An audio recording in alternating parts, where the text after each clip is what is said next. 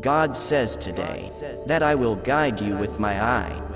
I will be so close to you and so intimate with you that you will know, without one word being said, exactly what I desire and what I want from you at any given moment. That is the dialogue that I am seeking and searching for. My spirit goes out into all the earth seeking for such to worship me in that spirit and in that truth. I want those servants who not only want intimacy with the word but with the mouth, the lips that speak that word. I am calling forth the bride. As the bridegroom longs for the bride, so my heart longs for that bride who will say, "Let him kiss me with the kisses of his lips, for his love is better than wine." There is deeper intimacy available, says the Father.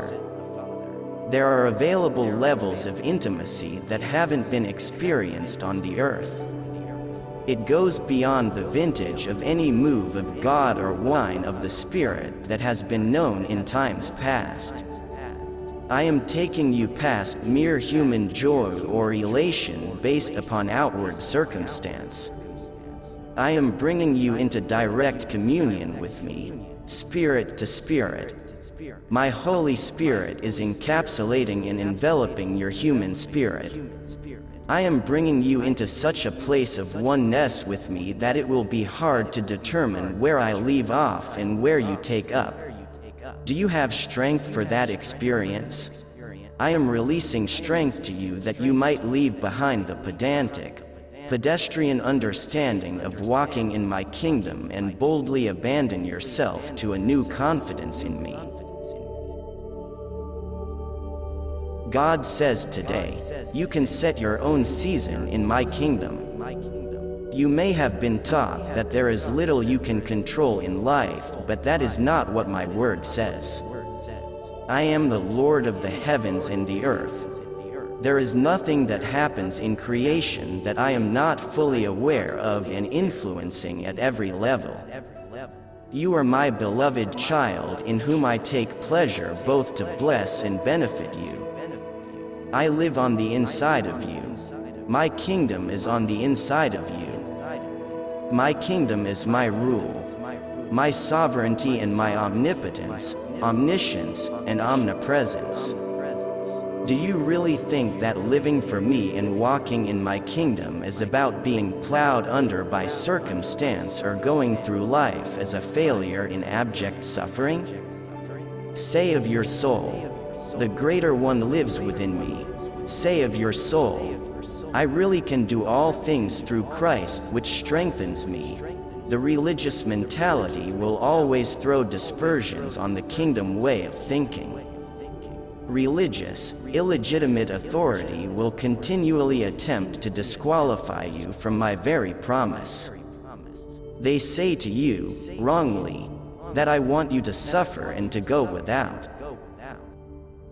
Isn't it interesting that they themselves seldom go without, though they see my glory in the poverty of others? Set aside that kind of thinking.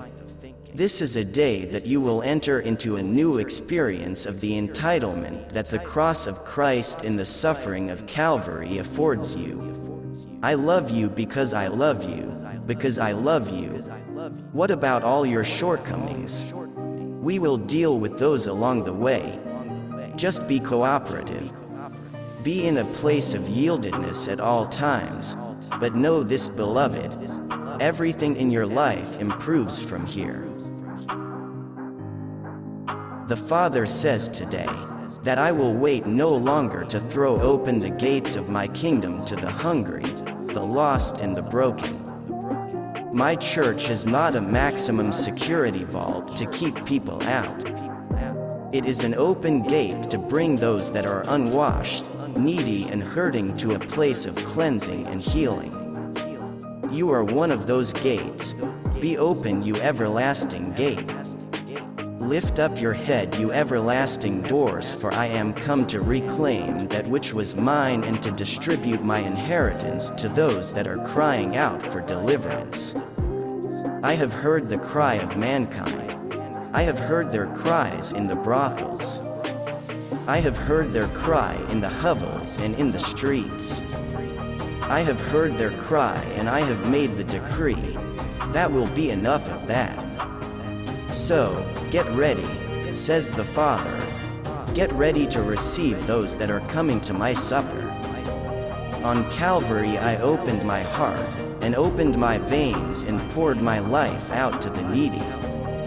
I am calling upon you now to be one who opens up access to my kingdom that has been closed by illegitimate authority of religious mentalities.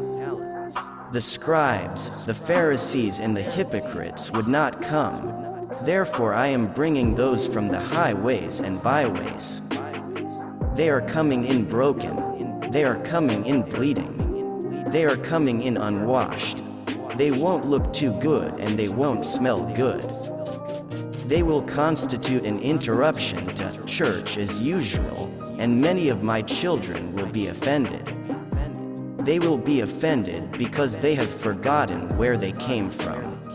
They will be offended because they have drawn a line of distinction that does not exist between themselves and those they would exclude and look down on. Get ready, says the Father, to triage the wounded and to make yourself a willing worker in this new harvest, for it is here.